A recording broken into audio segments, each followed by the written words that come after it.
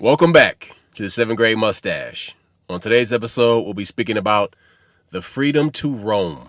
Can you truly disconnect from everything? Do you even know what that feels like? Can you blend into a natural landscape and disappear? Deep in nature is the only place that truly happens. What I'm talking about is your ability, your right to roam and go where you choose, so long as you're safe, so long as you're not being threatened by other individuals. And what I'm talking about is your ability to travel. Twice in my life. It's being taken away. Twice in my life, my travel has been restricted. First, it was during September 11th, and then again last year during the coronavirus pandemic. But I remember thinking during September 11th, well, I can't go here, I can't go there, because I was planning to go out of the country around that time. And, everything was shut down. And then I didn't wind up going anywhere until 2003. Security was different, all that stuff. Yeah, man, it was crazy. Like, when I arrived in Europe in 2003, there was fucking guards on catwalks above the check-in counter with fucking Uzis. Yo, when you see motherfuckers with Uzis, bruh, it's not the same as like M16s, ARs, and like choppers and shit. Even with somebody that has a fucking AK-47, it does not have the intimidation factor that a fucking Uzi does. What it is, that means you plan on dirty boxing. That's a dirty fight. No. That's a lawnmower. That's a lawnmower or bullet just your ass is done because it fires faster than the AK-47. It's rapid fire. Look, so hold on. I brought that up to say that was the first time in my life where travel had been restricted. But I was, like everybody else, very happy to be traveling once again as soon as people were allowed to do so. And then again during last year's pandemic. Now, I traveled within the U.S., no problem. I just knew that I couldn't go outside of the U.S. And that gives you a very specific feeling of containment. There's a reason for this conversation. Look, many of us, if you grew up in the 70s, you know this. You ever talk to these old guys and they tell you that they hitchhiked across the country? Or it just sounds so fucking vagabond, but there's a reason for that. Like, even now, your movement is restricted by finances many times. Back in the day, it was not restricted by finance. No, but hang on, hold on. But let me dig into that because finance might be the only restriction. Yes, but once you have the bread, you can go somewhere. See, that's something that you strive for. That's something like, yo, I can get to Hawaii, I can go to Japan, I can go to Africa. Hold it. There's a reason, because back then you weren't restricted by finance. You literally listen to these white guys talk, even some of the black guys. Man, I graduated high school. I just went to Seattle.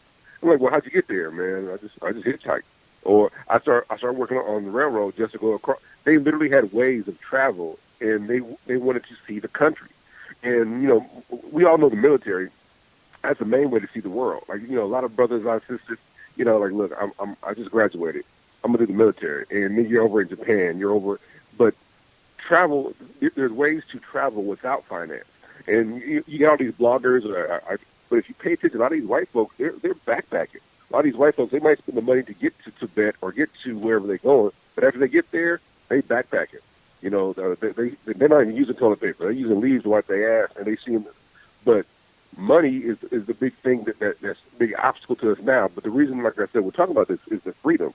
People back in the day, once they said, you know what, let me see what this is like, and they would figure out different places. They would figure out lifestyles of comparative places, and like, hey, this is, I don't like this government. Or, you know what, I can get a job here. Or I can go work on an oil rig. But people traveled without money for years. And that's just that freedom. That's just that, hey, we figure this stuff out. Or, God damn, that's impressive. Or you get to California, like, man, you know what, Cali is great to visit, but I don't want to live there. But you have to go there to see it, to understand that. Experience. No, you have to experience. It's not seeing, it's experiencing. You're living a different. We had a talk off record about different regions of the country and how skills aren't appreciated in that region. But if you go to a different region with those exact same skills, you'll be successful.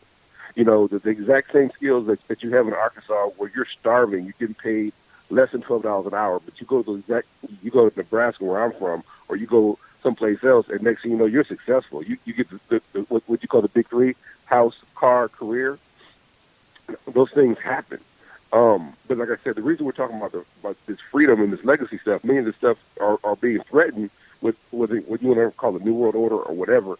But like I said, that freedom to roam, that freedom to figure shit out, it's something that we take for granted. And people are, okay, it's at risk right now because there are laws and policies that are being created to eliminate these things.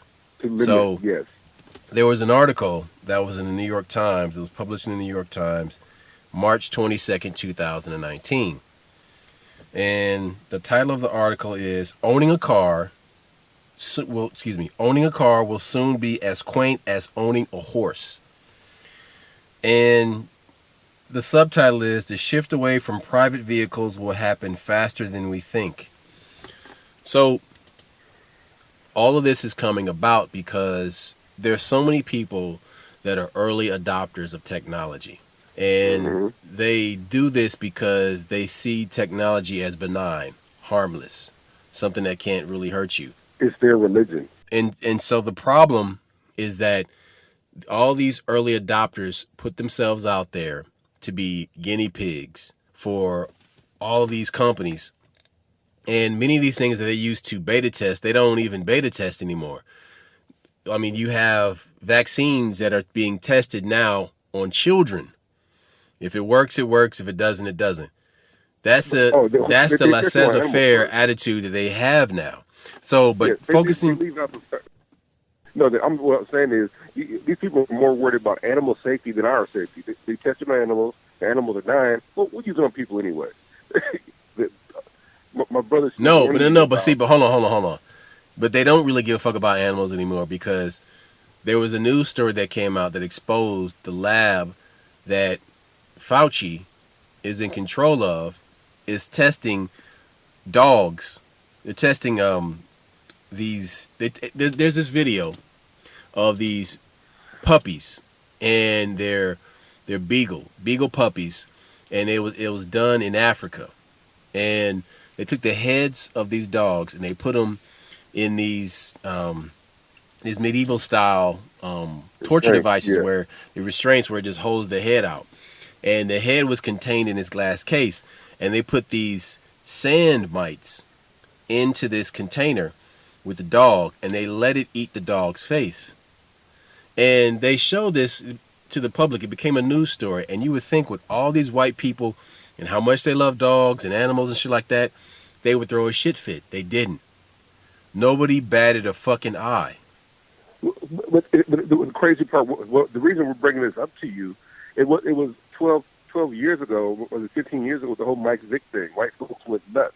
We have changed that much in the past decade and a half to where we don't care about anything other than our own convenience. And I say we, but I don't. The general population is willing to submit for security, safety, and creature comforts. Period. Golly. Now, listen, for all you people out there that are all like super patriots, one of your favorite ones, Benjamin Franklin, said, those who are willing to give up their freedom for security deserve neither. Because that's the whole thing. You're not going to get it. We're warning. Look, here's how crazy me and Roscoe are. Every once in a while, I'll see an article on TV, and he's been there like, hey, man, I was thinking about the Sultan Seas. Man, I was out there shooting them shit. Like, you find out, like, it's different history where there's all this kind of different gold and treasure in these different places. And I'm like, man, let's go there. Like, we actually we contemplate, like, saying, fuck it, and go and find, like, some treasure. But it's this, like, for instance, it's this damn COVID mandate with this damn in-country passport you need to go around. And we're warning you, like, hey, that's some Nazi shit. It don't even upset any people anymore. The only time people get upset is if their political person they don't like says something. If Trump says something, they go crazy. If Biden says something, they go crazy. But when you actually talk about actual factuals and actual behavior and actual whatever, they don't have nothing to do with it. But here is the thing. If they could have completely shut down everything, they would have. They did anticipate some pushback, but not this much pushback. Whole states pushing back. But I want to continue with this conversation about the restrictions of freedoms and your ability to travel, because cars are a very important part. They are an integral part of freedom in this country. It started here in this country. So the first time I felt the freedom to roam and that level of agency was with a bicycle. Y'all, I rode my bike from my neighborhood all the way to the other side of town. Yo, I'm talking about, like, in the summertime, I would ride 50, 60 blocks on a bicycle. See. Also, we didn't have to wear helmets. But look, we've had a similar conversation on past podcasts. That freedom, that agency that he's talking about, that it's the beginning, the budgeting of your independence. It's the part where your parents can't see you. You know what I'm saying? But you go and you explore some shit, or you experience something, and you come back, and it's separate from your parents. But it is. What it is that your grasp of the world, your thought space is expanded with each mile that you travel further and further away from home. And so you're creating a mental map inside your head. You know, okay. Well, hold on a second. The thing is that, like, restrictions restrictions, sure. But the thing is that not only, I'm not just talking about freedom, but I'm talking about your level of agency, your autonomy. Because, maturity, okay, recognize this. I can tell you where something is. See, even now I can tell you how far you have to go, what landmarks are going to be in the way. I didn't learn that from driving a car. I learned that from being aware as a child, traveling through my city, traveling across my city, traveling to the edge of my city on a bike. How old were you? Because people are. Have you ever had a conversation with somebody about your self-awareness? And your self-awareness, like, emerged long before theirs. Dude. So you talk about, you know where I'm going with this. You talk about shit you did when we were 2 and 3. We didn't become friends until kindergarten, so we were 5, 6 when we became friends. But I'll tell you a story, and you don't even doubt me. But if I tell somebody else the same story, my parents got divorced when I was 2. And my dad was cheating on my mom. And so my dad was cheating on my mom around the corner. And so the way my mom found out, my mom asked me about a particular toy. Said, "Hey, where's your toy at?" And I tell her, "It's around the corner." She's like, "What do you mean?" And my mom says, "Let me follow you. Show me where it is." And I walked out. I walked 2 blocks out the house, turned left, went up Manderson, and went up to, "Hey, my toy is in there." Oh. Wow. Really? Yeah, my toy is in there, Mama. I know where it is. It was a sit and spin. And so, but the point being, we were self-aware a lot earlier, and people don't understand that. And when you tell somebody, they actually doubt you. When you tell stories about being 2 and 3, like, I remember some shit from back then. I remember the time I got stuck in the tree. Chad got stuck in the tree. You know who didn't get stuck in the tree in my backyard. My leg got stuck. I remember all that stuff. Yeah, so, you know why? Because I'm a fucking ninja. I can climb trees. But you two fucking dorks don't know how to climb a fucking tree. But yo, you got skinny knees, nigga. No, negative. I've always been built like an action figure. Get the fuck out of here, dude. So look, but people don't get this shit, and so when you try to, this is why the restriction on travel. This is why this damn passport that you need, this COVID card you need, is so fucking Nazi-esque that people don't get this shit. Like, dude, you know, so you mad at me because I might be sick? No. And then if you get the shit, look, we're warning you on what's coming over the horizon. That limiting your travel limits your worldview. Limiting your travel limits so many other things, and you'll never, ever question your oppressor. My brother's telling you, he remembers stuff from riding his bike when he's 8 years old, and hey, you make a left on this street, or hey, the old McDonald's, shit like that. People don't understand that by taking away the ability to own a car, by taking away your ability to have a bike, by taking away your ability to travel, you'll never, ever recognize that you're going through some shit. You'll sit here. That was our therapy. People get therapists now. I dig it. Therapy might work for some people, but that was my therapy. You even brought it up on two podcasts ago, like, hey, man, don't you just... Yeah. I'm like, yeah, but I jump at the Beamer and I would drive for, like, literally an hour and a half. I would leave my own city. No. But you see what you're doing? You see what you're doing? You're doing the same shit we used to do on our bikes. Yeah, it's the same behavior. It's the same behavior. But it's perfectly healthy, and it should be encouraged. But so let's bring it back to what we're talking about here. And at this point in the conversation, we're talking about driverless cars, about how they want to take away your autonomy. But before you get to driverless cars, you have to approach something as sinister as what is covered in Forbes recently, I think August 22nd of this year.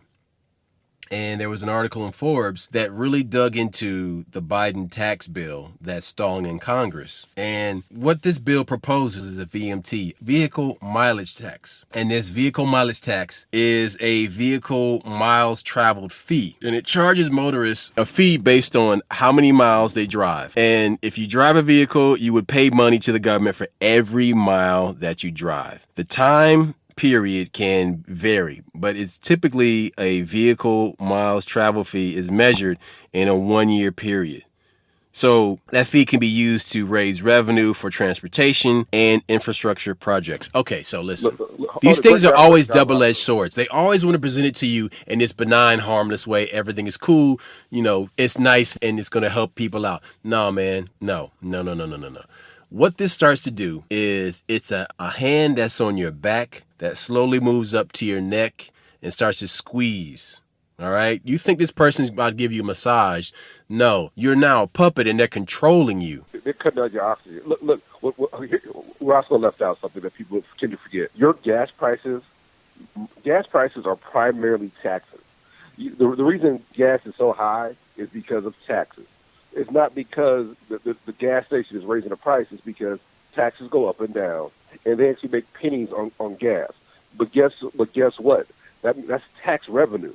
So they're anticipating the electric car craze. Like, okay, what can we do to tax people and make our money if this electric car thing blows up? So one of the reasons, like the other reason that these oil companies are so strong is because of the taxes.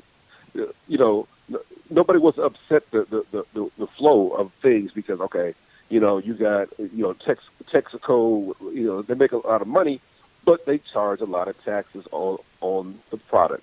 That's how the government makes money. So in their fear that electric cars will blow up and people will be using nothing but electric cars, they will lose a big share of their tax money. The feds will lose a big share of money. That's why. So they're coming up with an idea in Congress, like, hey, how can we get this money back? So they want to charge you by mile. Again, they want to restrict your movement based on income, and that's why we were talking about earlier. Like, hey, what are other ways of getting around that don't require you to use a vehicle or don't require you to pay a fee? Okay, check this out. This infrastructure bill is 2,702 pages. So these things are buried deep inside there. And because these senators and these congressmen don't read these bills, they just simply sign rubber stamp signature on a lot of stuff that ends up fucking us over. So check this out. A 2019 Congressional Budget Office report on VMTs revealed that the possible impact on trucking as a two-punch tax hit would have. If the VMT increased total taxes assessed on truckers instead of substituting for taxes, it would cause a shift on some freight shipments to rail and would increase the prices household goods are charged when they are received at the port. So you're being taxed more than once. And so the taxes on household goods are going to increase because instead of just using everything, instead of like using trucks to ship everything, they're going to start putting them on the railroad, and then the railroad is going to tack on their fee, and that's going to cause the prices of household goods to go up. So look, trucks are cheaper than the railroad. There's two issues also not being addressed, which we talked about earlier, is technology. So that they want to use trains as technology, not having drivers anymore, or having one man on the train. Trucking, they want to use technology for trucking. all these different things will kill the middle class and fuck around. Okay. And everybody will be broke. But look, okay, so road and highway repair and upkeep is vital to transportation in America. We all know this. And the infrastructure bill is something that's supposed to address these address these projects. But people who are priced out of housing in large cities and the suburbs and they move to less populated areas, people who are priced out of housing in large cities and adjacent suburbs and live in less populated areas will be hit with higher VMT taxes because of the distance they must travel to work. Shops and businesses that rely on local and regional tourism, the road trip getaway destinations, will also be slammed by consumers needing to trim mileage. So we're talking about the trickle-down process in regards to this VMT tax and how it will affect the railroad, it will affect the road, the trucking business, it will affect the tourism business, it will affect all businesses because nobody wants to pay that tax. They can't afford to, but here's the issue that we're also pushing that people don't want to hear. You live in a big city like L.A., big city like New York.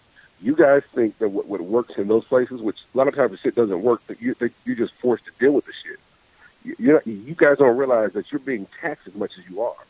So you ever talk to somebody who leaves L.A. or somebody who leaves New York, and man, whole different vibe. They're not constantly broke. They're not, and people don't get that shit. And so it's hard to make people understand that what you think works in these big cities doesn't work everywhere. You have people who make a conscious effort to go other places. This was always my thing about the whole African savage thing. Like, you find these people in Africa, and you're assuming they're like that because they don't have technology. What if their people rejected technology? What if their people are the ones who built the pyramid and realized, hey man, this ain't the lick, my niggas. Let's go be naked and walk around and chill. People sometimes reject technology and reject things not because of their lack of intelligence, but because of their intelligence.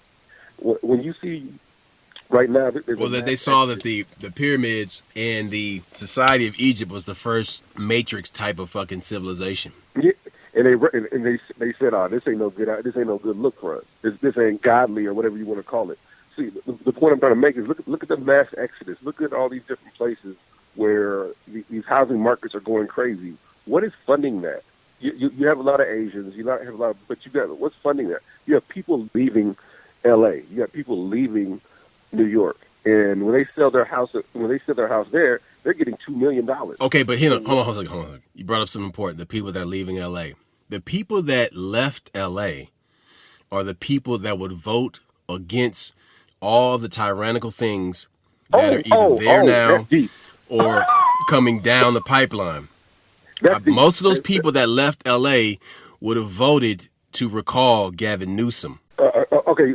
Here's what my brother's telling you.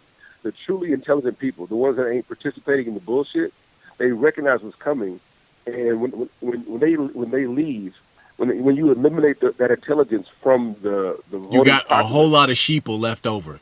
Yeah. Look, ignorant people vote for ignorant leaders. How about that? Y'all see where I'm going with this shit? So when you got these people leaving L.A., they sell their house. They sell their house for like $1.7 million.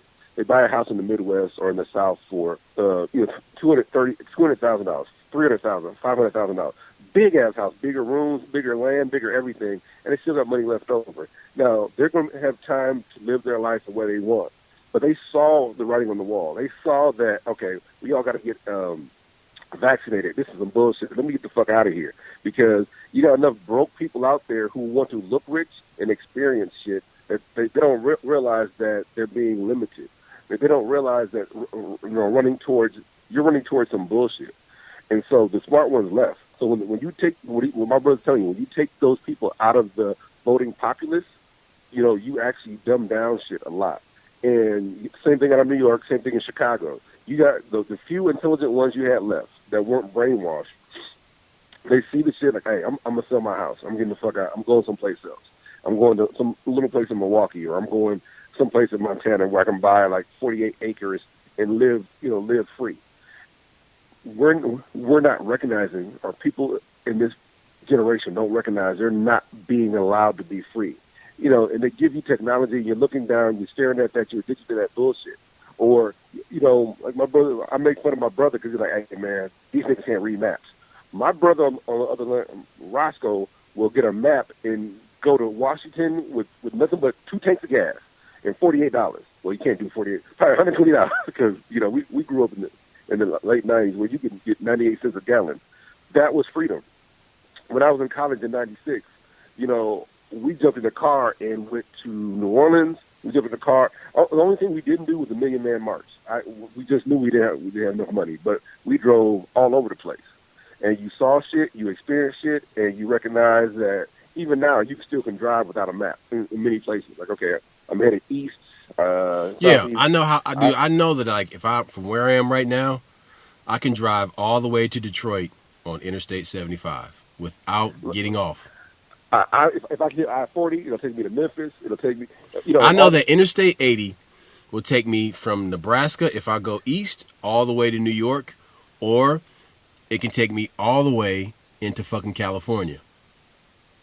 I don't have to get off the interstate. I know exactly because I know this shit. What the point we're making is that you need a GPS just to wipe your ass. How about the dumbass that uses GPS to go to his mama's house? Shame on a nigga. I use GPS, and then I memorize the shit after that. I use GPS in my own city because I'm like, okay, let me see if there's a faster way. Because me and you know 3 or 4 ways to get to everything. I like knowing multiple ways to get to someplace. I know that sounds stupid to y'all, but I want to know 5 ways to get here. just because. And then I never use it again. People don't use it as a tool. They use it as a crutch. There's a difference between using your GPS as a tool to explore and using it as a crutch so I don't have to think about shit. So I ain't got to figure shit out. Those are the people that we're talking about. And those are the people that are being restricted and not realize it because, like Benjamin Franklin said, if you give up your freedom for safety, you'll end up with neither. That's what's happening. You want convenience. You want to be sure of some shit. You want to feel sure, but you don't want to do shit. You're a fucking retard. Stop this shit before we don't have anything left. This country has already been sold to China multiple times over. There's issues. Now, here's the other thing. People don't realize that our country was already owned by Europe long before China started buying up shit. So let's not trip on that shit. But the bottom line is that what's coming on the horizon is your lack of freedom, your lack of ability, and you are selling it just because you want an iPhone. You're giving away your freedom because you want to have a reality show. You want to be a Kardashian so fucking bad that you're not even exploring your own world. Boulder Dash, you're idiots. All right. You should be embarrassed. So let's talk driverless cars for a second. The history of driverless cars began in 1939 when GM had an exhibit, and there was a guy named Norman Bell Geddes. He created the first self-driving car, and he debuted it there. And the electric car was guided by a radio-controlled electromagnetic field generated with magnetized metal spike embedded in the roadway. In the road. Yeah, so you would have to put these in the road. And so basically this car could only drive in the places where these spikes were. So that's why that never even took off. And then in 1958, General Motors had made this concept a reality. The car's front end was embedded with sensors called pickup coils that could detect the current flowing through a wire embedded in the road. The current could be manipulated to tell the vehicle to move the steering wheel left or right. But still, it was limited by the spikes and sensors in the road. In 1977, a Japanese company improved upon this idea using a camera system that relayed data to a computer to process images on the road. But this vehicle could only travel at speeds below 20 miles per hour. An improvement came from the Germans 10 years after that in the form of a V-Mors, a vehicle outfitted with cameras that could drive itself safely at 56 miles per hour. But as technology improved, so did self-driving vehicles.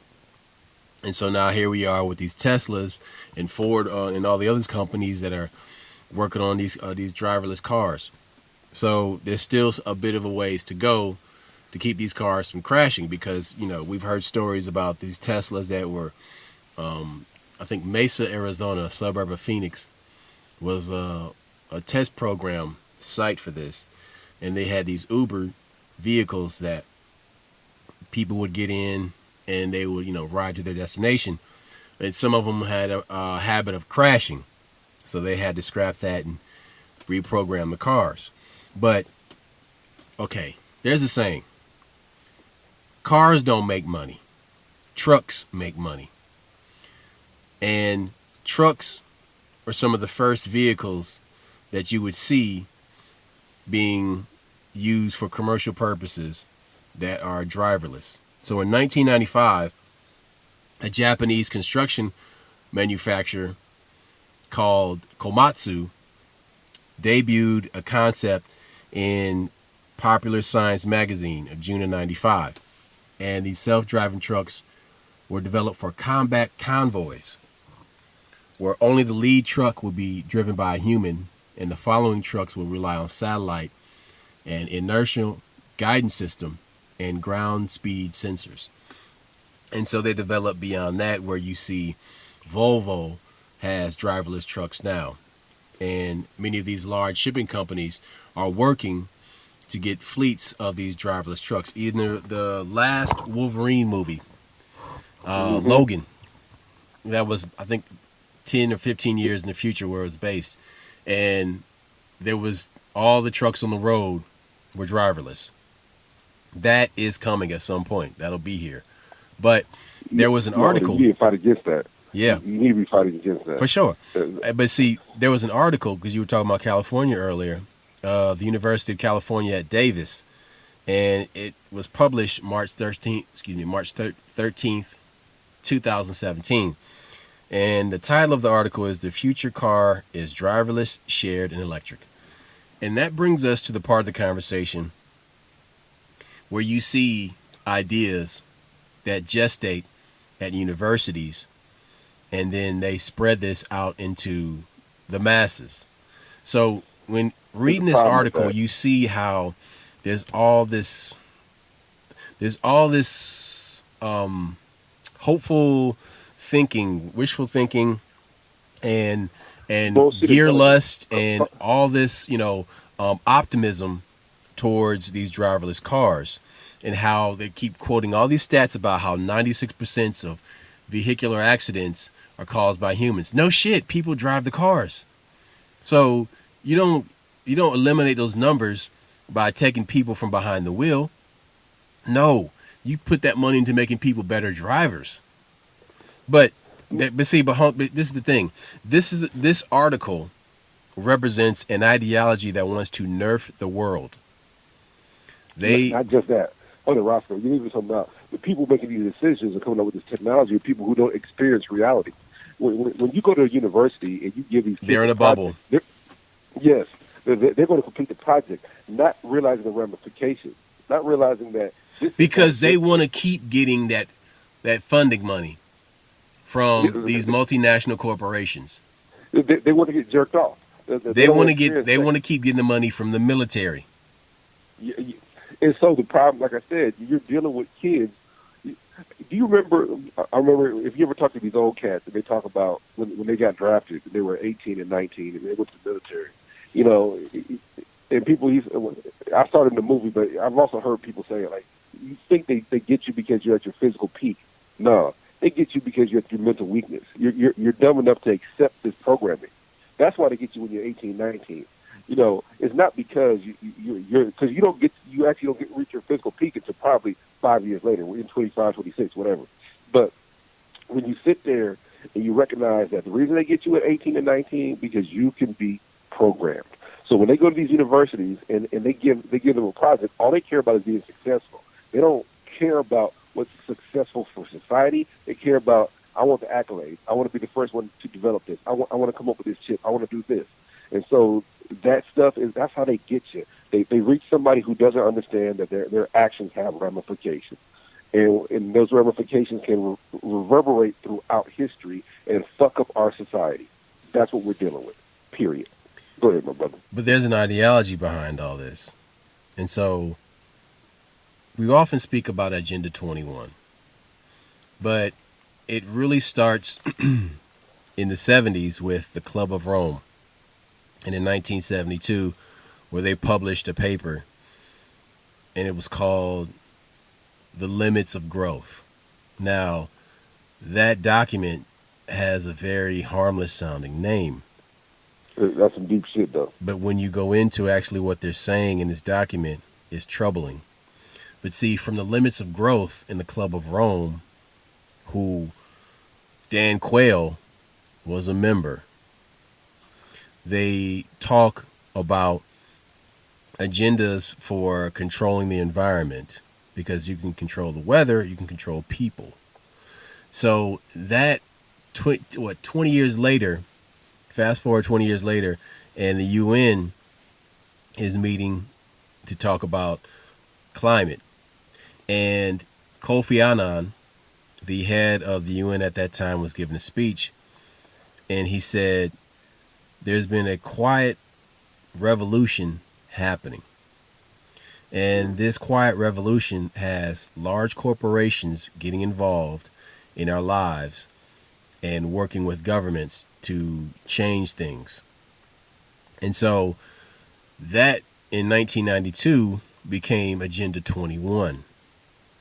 And the long story short, Agenda 21 is the plan to rid the planet of undesirables and control the population. Who are the undesirables? Everybody that will not join the IMF, the International Monetary Fund. All these people who don't want to be part of their climate accords. Now, people hate fucking Trump, and he was a real shithead. But what he did, one of the good things he did was get the U.S. out of the Paris Climate Accord. Now, people wonder, well, why would you say such a thing? Because it's a scam. They are using the climate as a smokescreen for control. Okay, so to really understand what's going on behind this, you have to understand what Fabian socialism is. Take some time and go. Matter of fact, pause this program and go and look up the Fabian Society coat of arms. It's going to trip you out. The Fabian Society coat of arms is a wolf with the skin of a sheep on its back.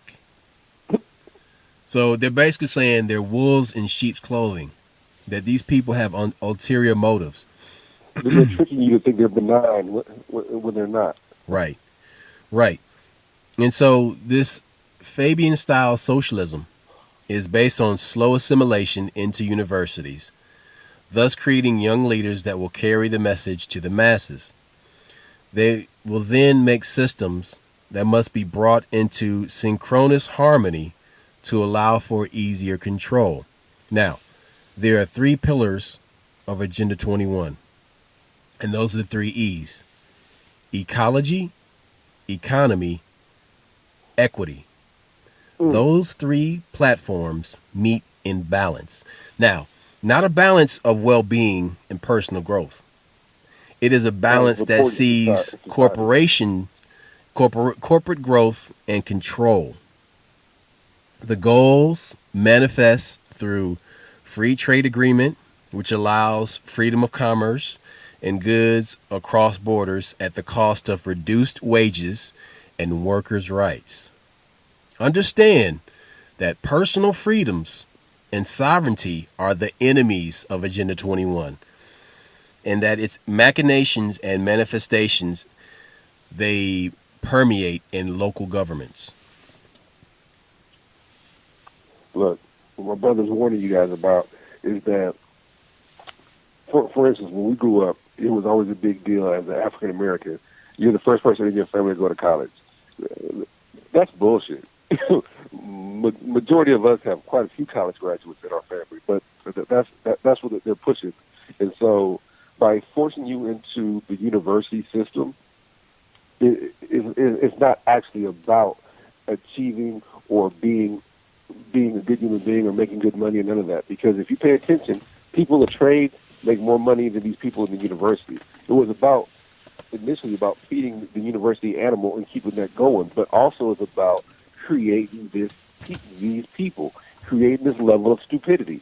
You get in there and you wrapped up, you don't know reality, and you fuck up your own society by doing this shit. What it is indoctrination that begins in pre-K and goes all the way to postgraduate school.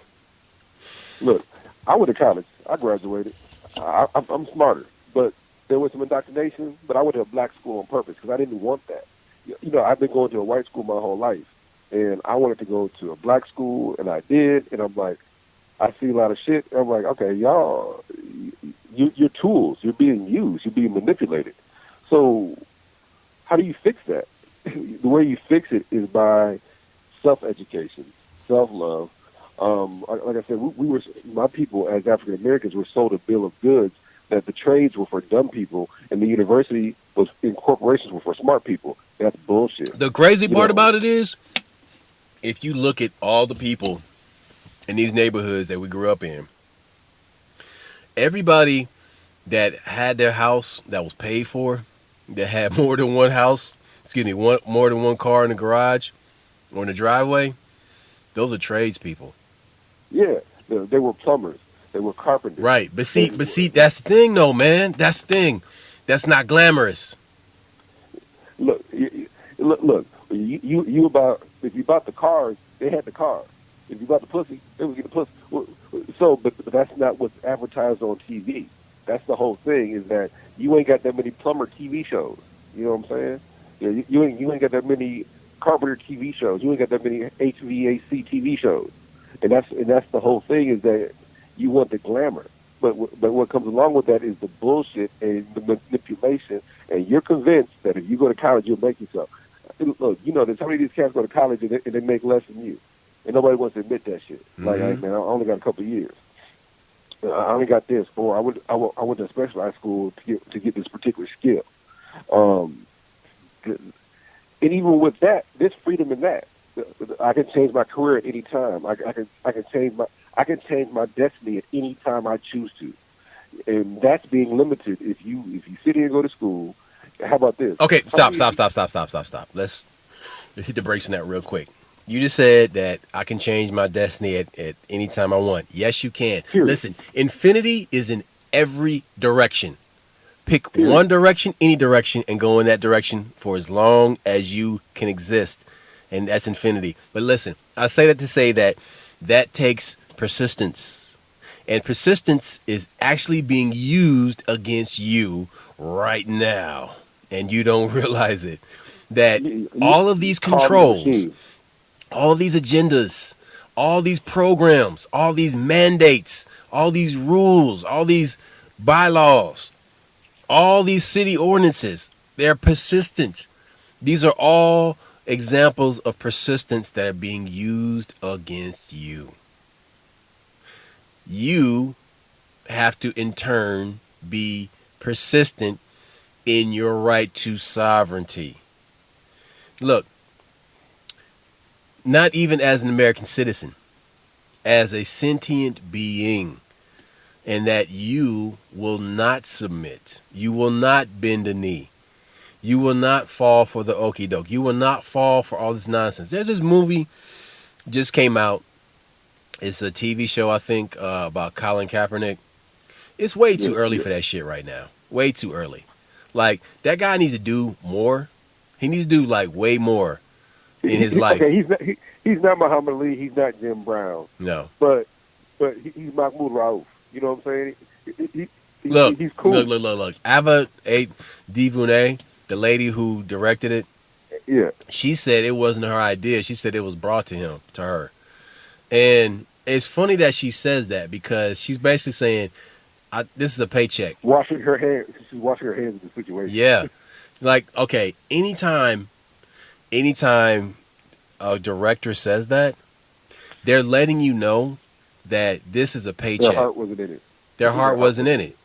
You know, because she said when she first saw the project, she's like, I don't see enough here to even tell a story. And that's my whole point. I agree that this guy needs to live more. but yet they feel like they need to push this out there and put this stuff out there for you to see it. Either it was his idea or the money that's been behind him since day one. Look, Roscoe, there's something that people don't understand. Picking the wrong goal, making the wrong decision is paramount to suicide. If you are going in the wrong direction too fast, that's what people ain't seeing. The example, I remember I was driving out of town one time and my homeboy fell asleep. And I don't know the directions, so I'm doing 90 miles an hour. He's like, hey, where we at? I'm like, hey, I'm in El Dorado. He's like, where? Yeah, man, we just passed El Dorado. We're making great time. He said, man, we should have turned left 50 miles ago. I was going so fast in the wrong direction, but that was my goal, was to go fast and not I want to go fast. So when you pick the wrong goal, you pick the wrong destination. Our people are running towards universities, but they're not running. They're running away from freedom. Our people are running towards technology, but they're running away from independence, and they don't see that shit. So we're trying to make how many professional students do you know? I know a bunch of them. How many niggas been in college for 8 years and they ain't doctors? Listen, that's your occupation. Your occupation is you as a student. You're studying studentry. Oh, no. I'm studying business finance. Exactly what is that? What is that exactly? Can you tell me exactly what the fuck you gonna do when you get that fucking piece of paper? See, hey, if you ever want to mess up some pussy, I've messed up some pussy. Let me tell you what I did. Oh, you talked your way out of it. I do it all the time. So, I graduated my degree in economics and finance, and somebody kept asking me, well, why did you get a business degree? I'm like, do you know what a business degree is? Because back in the day, whenever you watched like Different World or you would see some nigga go to college, they was like, I want to get a degree in business. I'm like, do you know what that means? A degree in business is nothing but filing and typing. They don't teach you shit. They don't teach you how to run a business. That is called entrepreneurship. If you want to major in entrepreneurship, that's what you do. Dude, but no, they don't teach. I was doing some work for this black businessman one time, and I was doing some film work for him. I was shooting something for him, and we were having this conversation. And he told me, he said, "Man, I didn't learn anything about personal finance." He said, and I went to one of the finest business schools in D.C. He said, I mean, this guy, he was mentored by like Vernon Jordan. He was known with some movers and shakers in D.C., right? But he said he didn't learn the basic fundamental shit that a person's supposed to know about business and about money, even though he had all these accolades. He found out by using it. That's the point. Because he bought like, I think he said he bought $200,000 in cars when he first got his money, but he didn't own a house. That's the same thing these NBA players, these athletes do. You don't understand money because the majority of my understanding of money I got in high school. Then you get to college and you start learning about different shit, but you start learning about shit that doesn't apply. And so that's why I'm warning black people about that business degree. A business degree don't give you shit. You ain't met a motherfucker with a business degree doing shit yet, because that degree don't give you shit. And when I told all these black chicks who all knew they were going to go to college to get a business degree, and they all got mad at me because I was like, hey, man, you get a business degree, you're an idiot. And I'm like, all that teaches you how to type, teaches you how to file, teaches you how to be a secretary. That teaches you how to work for somebody.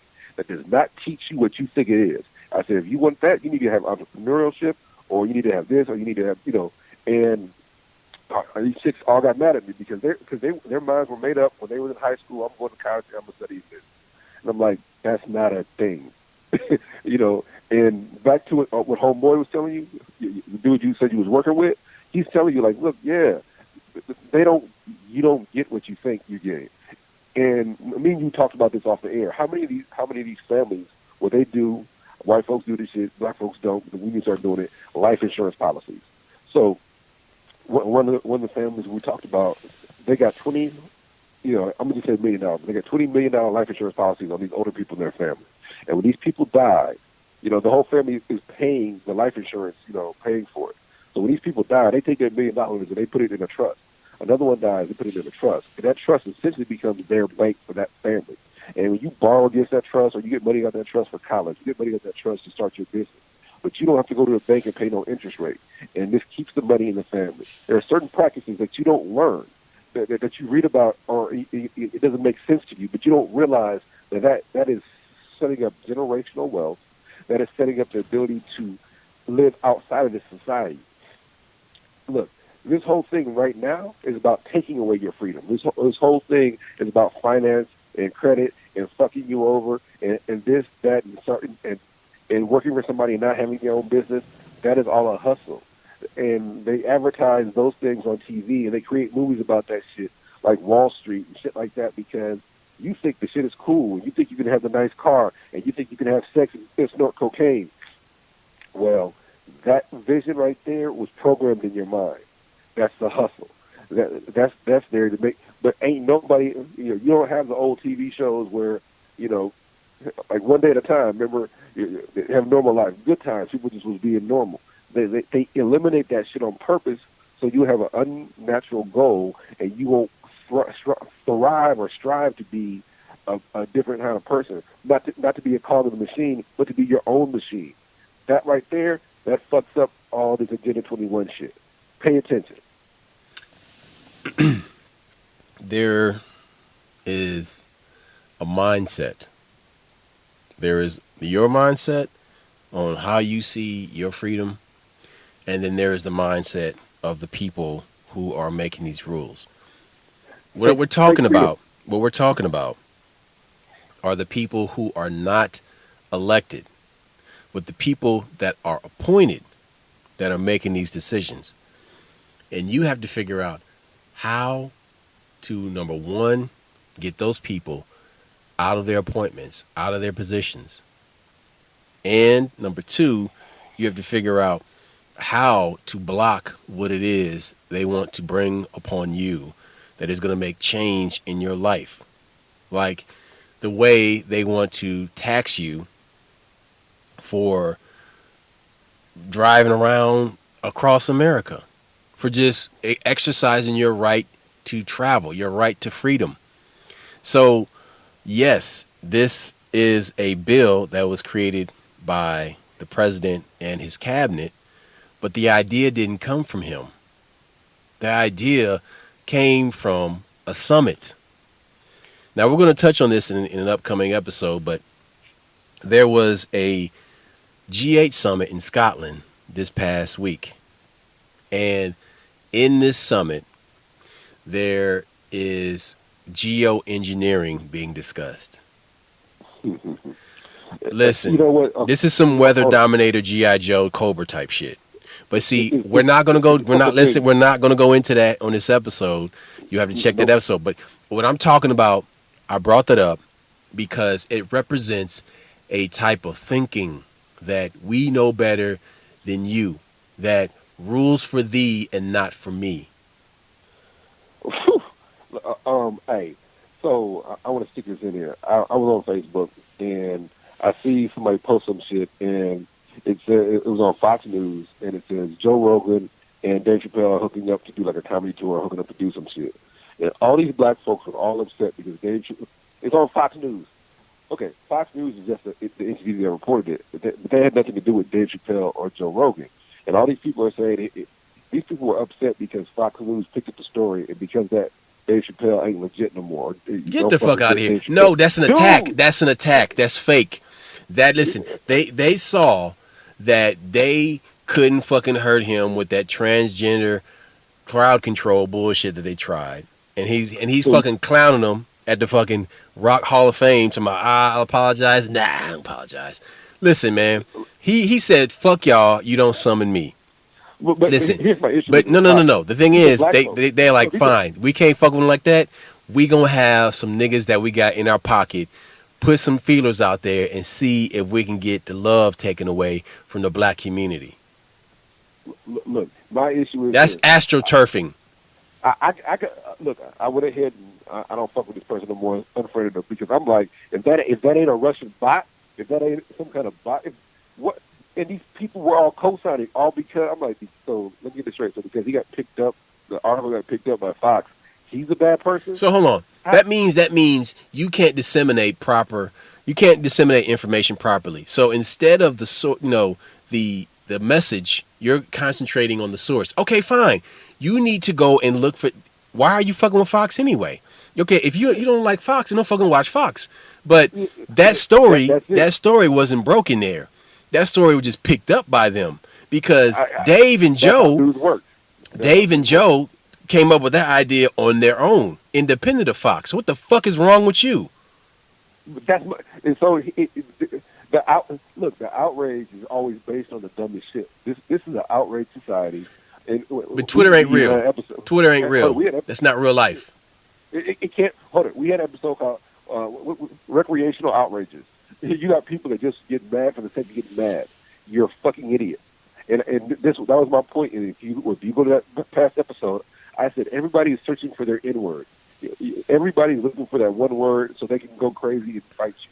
So if you're gay, it's faggot. If you're this race, is that. Everybody wants their nigger. Everybody if you are mad at Dave Chappelle because of that, nigga, you are in the sunken place. And you don't.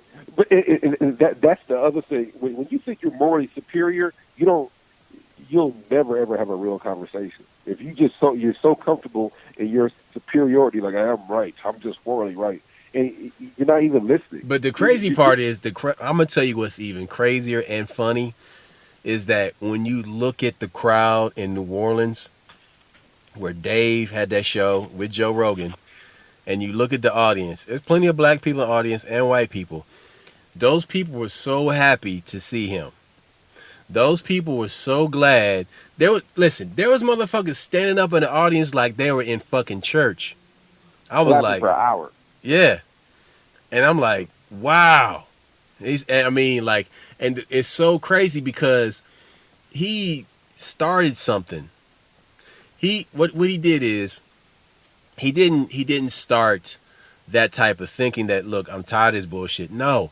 All he did is started the trend of people being vocal about it. Because if you see what's going on now in the comedy world, and I pay close attention to the comedy world, a lot more comedians are like, hey man, like, we're tired of your bullshit. Like, I'm gonna speak my fucking mind. This is comedy. If you don't fucking like it, then bitch, take your soft, timid ass somewhere else and go watch something else. When Dave said he used a term when Louis C.K. and the female comic, he's like, you have a brittle spirit. If that's all it took to ruin your dream of comedy, yes, is some guy jerking off on the phone, you could have hung up the phone. That'd be brittle right. Spirit.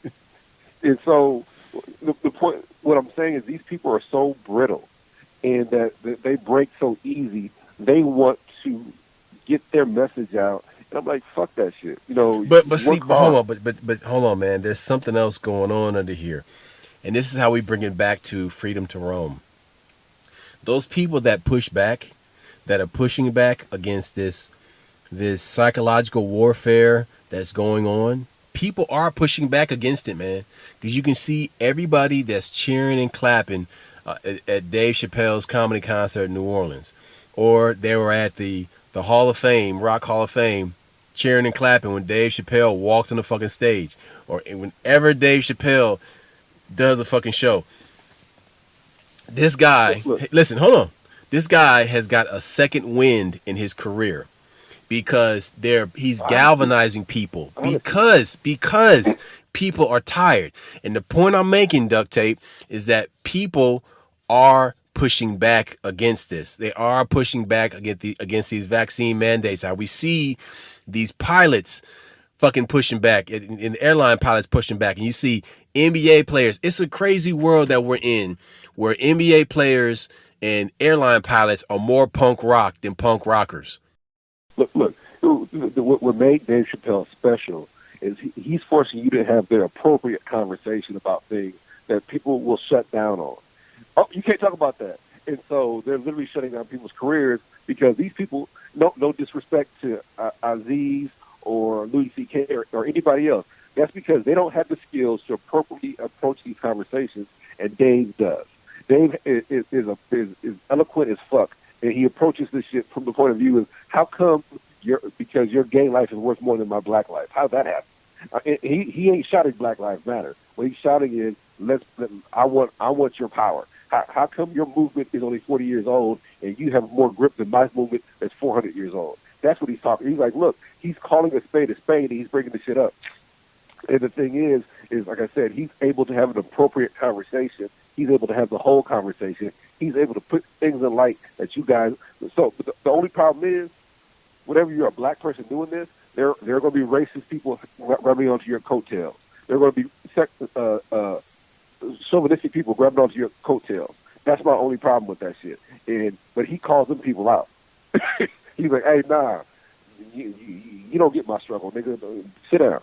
And so he stops people from taking the spotlight from him. He says, "You will not summon me." He says these things. Look, the reason it's so important is because on an individual level, you need to recognize when somebody's fucking with you. And this is our government betraying us. And ignorant people vote for ignorant rulers. Don't forget that shit. That's all I'm saying. What I'm saying is that you have a freedom to roam.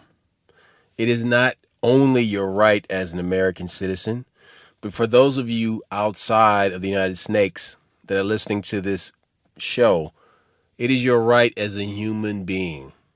You said United Snakes? That's funny as hell. United Snakes. No, I'm right on that shit. But listen, like I said, to everybody outside the United States, everybody has a right to roam, to travel, to go and see. That's your right as a human. That's your right as a child of God. To improve your situation. That's right. But see, improving your situation also comes into play when you expand your horizons. And be mindful of doublespeak. Be mindful of recreational outragers. Be mindful of the bank of ball. Be mindful of all of these governmental bodies that want to limit your autonomy, your sovereignty, your right to go and see the things that you see on postcards, or on Instagram, or on web pages, or in movies. Go and see all those things. Get on that mental bike and go as far as you possibly can. It might even take you to space one day. But all I'm saying is use your ability to travel while you can, because there are people who are trying to take it away from you. It'll make you a better human being in the process. That's all I got. We out. Peace. Holla back.